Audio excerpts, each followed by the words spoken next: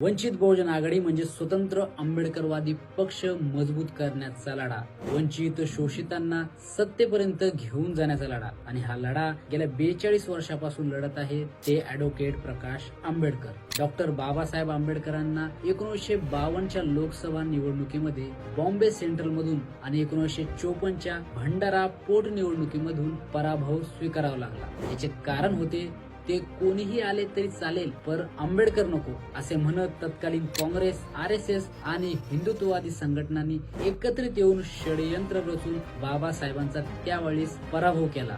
मग प्रश्न पडतो तो बाबासाहेब आंबेडकरांना 2 वेळेस हरवणारी काँग्रेस ही बाळासाहेब आंबेडकर आणि वंचित शोषित समाजासाठी इमानदार राहील का? डॉक्टर बाबासाहेब आंबेडकर म्हणाले होते की जा आणि आपल्या घराच्या भिंतीवर जाऊन लिहून ठेवा की तुम्हाला या देशाची शासनकर्ती जमात बनायचं आहे. त्याचबरोबर बाबासाहेब म्हणाले होते की आपली झोपडी सोडून दुसऱ्याच्या महालात जाऊ नका. पण आता विचारांना आणि झोपडीला आग लावून दुसऱ्याच्या महालात जाण्याचे काम केले जात आहे. मग सत्तेमध्ये भागीदारी नसली तरी चालेल पण त्यांची गुलामी स्वीकारून तेथे समाजाची मते मागितली जातात आणि हे प्रस्थापित पक्ष त्यांचा एक बुजगावना म्हणून वापर करतात. पण स्वतंत्र आंबेडकरवादी पक्ष मजबूत करून या चळवळीला, बाबासाहेबांच्या विचारांना जिवंत ठेवण्याचे काम हे गेल्या 42 वर्षापासून ॲडव्होकेट प्रकाश आंबेडकर हे करत आहेत. इथल्या वंचित समूहाला सत्तेपर्यंत पोहोचवण्याचा आत्मविश्वास देण्याचे काम त्यांनी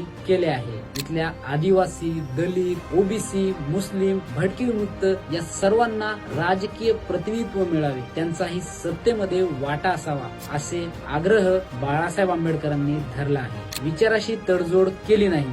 जर तडजोड केलीच असती तर 42 वर्ष हे मंत्री असल्याची कारकीर्द त्यांची असली असती. पण त्यांनी इथल्या वंचित शोषित समाजाला राजकीय प्रवाहात आणण्याचे आणि त्यांच्या हक्क अधिकाराचे रक्षण करणारे एक समाजकारणी आणि राजकारणी असल्याची त्यांची कारकीर्द आहे. त्यामुळे बाळासाहेब आंबेडकर म्हणतात की इथे मी हरत नाही तर तुम्ही मला हरवता. म्हणजेच बाळासाहेबांना हरवणे म्हणजे तुम्ही स्वतःला हरवून मनुवाद्यांना विजय करत आहात. त्यामुळे सावध राहा आणि निर्णय घ्या.